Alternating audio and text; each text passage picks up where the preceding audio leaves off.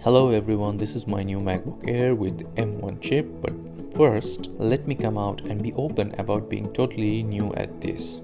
Understand that there are millions of videos out there that shows all the nitty-gritty details about MacBook and M1 chips, so I'm not exactly sure what new I can bring to the table. That's why I am turning to you guys. Clearly you were looking for something when you were recommended this video, so leave that in the comment below if you haven't found your answer. I will try my best to find some answers for you. I'm not sure it will be the right answer for you, but I will try my best. Now, since that we have out of the way, let's start with the unboxing sequence, followed by a small attempted montage or b-roll, and then my thoughts on MacBook Air when compared to my 2019 MacBook Pro. Now, I made a custom order for my MacBook Air with 16GB unified RAM. So it was not available in the store. It was actually assembled and shipped all the way from Chengdu, China. The package was sturdy, therefore everything arrived with a pristine condition.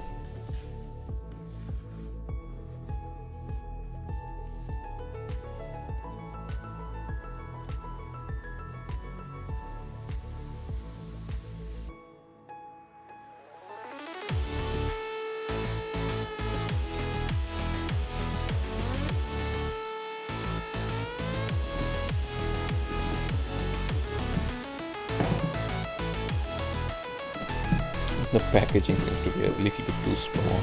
It's not coming out easy.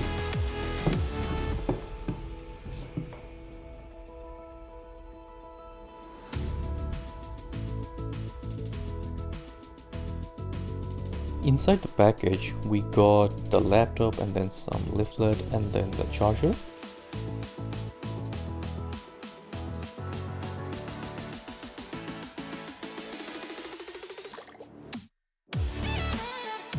The charging plug looks smaller than my previous MacBook Pro.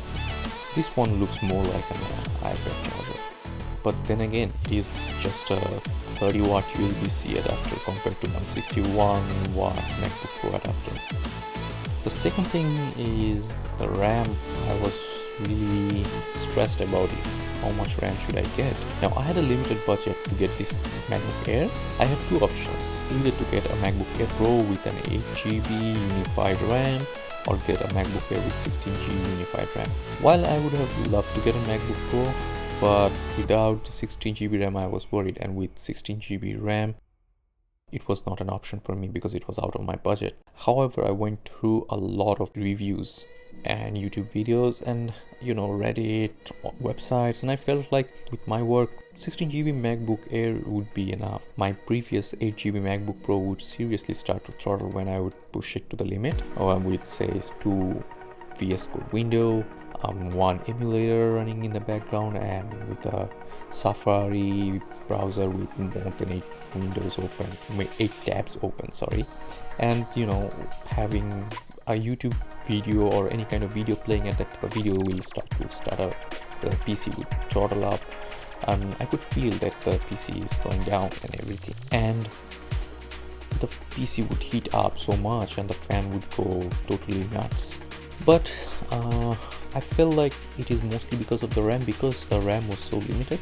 The processor was constantly working to make up the shortcoming. That's what I personally felt like, because considering so many apps I'm opening in the background in software and things, so I told myself like it would be better to get a 16GB RAM this time, and that's why I decided to splurge on a 16GB RAM.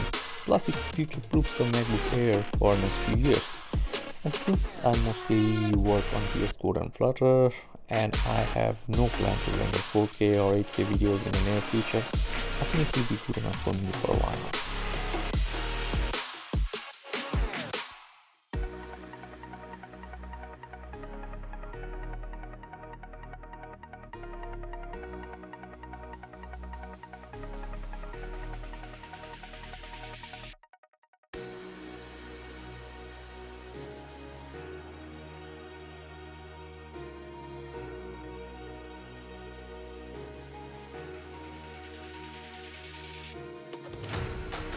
So let's start up with the machine.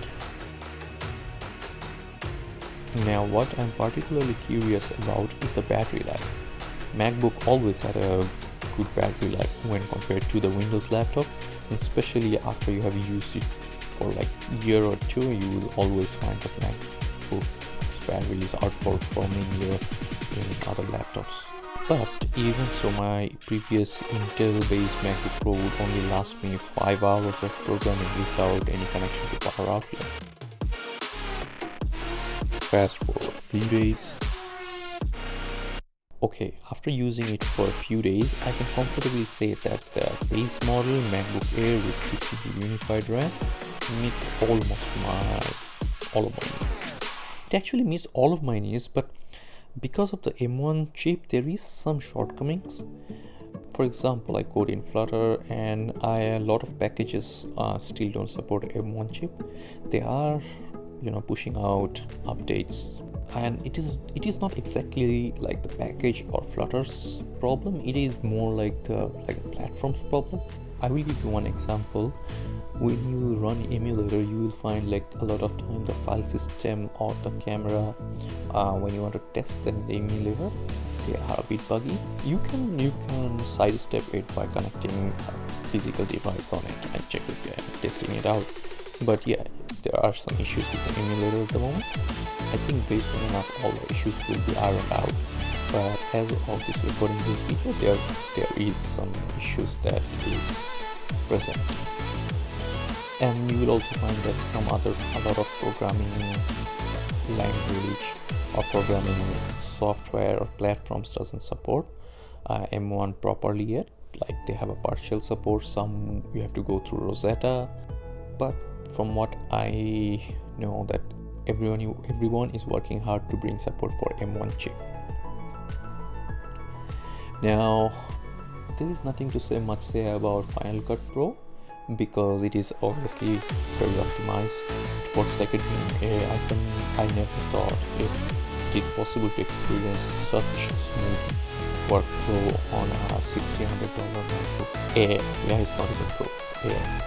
If you look historically, if you wanted to work on Final Cut Pro comfortably in a MacBook Pro, you have to allocate a budget somewhere north of, say, $2,000. But in this case, this 1600 MacBook Air does more than enough. And not to mention, it is still a 7-core GPU. It's not even 8-core. It's the base of the base models. I mean, I literally picked up the runt of the middle. Note one thing, there are some plugins and LUTs that still don't work properly on it, but I think they are updating constantly and bring support for it. For me, I use some plugins from Motion VFX. Among those, I think only one doesn't work yet, but they said they are working on it and others just work fine. And I think very soon all of them will be supported by M1 chip. What else? Gaming was never my intention, so I'm not even gonna go to that side of the documents. One more thing you need to understand, that these M1 chips, they don't support at the moment like multiple monitors, so it only supports one monitor. So either you have to go ultra wide or curved monitor. Now I already have a ultra wide. I think I have a 27-inch curved monitor, so it is enough for me. I don't need to have a 2-monitor setup. But if you are in desperate need of a 2-monitor setup, you might have to consider Intel-based memory. There is actually a roundabout way. I think if you search on YouTube, you can find some roundabout ways to have multiple. And when it comes to monitor, one thing I would like to say is that when I used to connect my MacBook Pro to this curved monitor, just connecting to this monitor would make it hot and the fan will start to blow. And when I start to work on it, like down on the programming language, platform, PS Code, Windows, it will go crazy, and if it is so hot, I will be afraid that there will be meltdown. But this laptop is, even when I'm trying to connect with this huge 27-inch curved monitor, I have multiple PS Code windows open, multiple Safari tabs open, with videos running in the background, everything running in the background, you would just get down. Like, it's not even too warm, it's not uncomfortably loud. It's just absolutely warm. And in this, like, this low temperature winter nights, it's actually very comfortable to have that kind of warm feeling on the hand, at least for me. So lastly, and on the battery front, if I'm consuming media and doing productivity work, I can easily push this for like 2 days after charging only once. And if I'm doing like coding and programming, things like that, and I have multiple windows open, I will still get like 8 hours easy without any problem.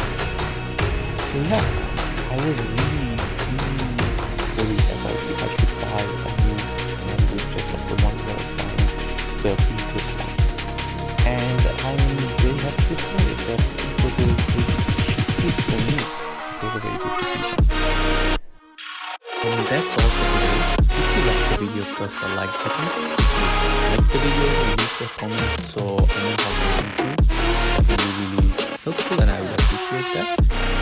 And I would love to say feel free to subscribe, but I know at the moment I don't provide any salary to these videos, but I will still subscribe. And I hope to see you again in the future.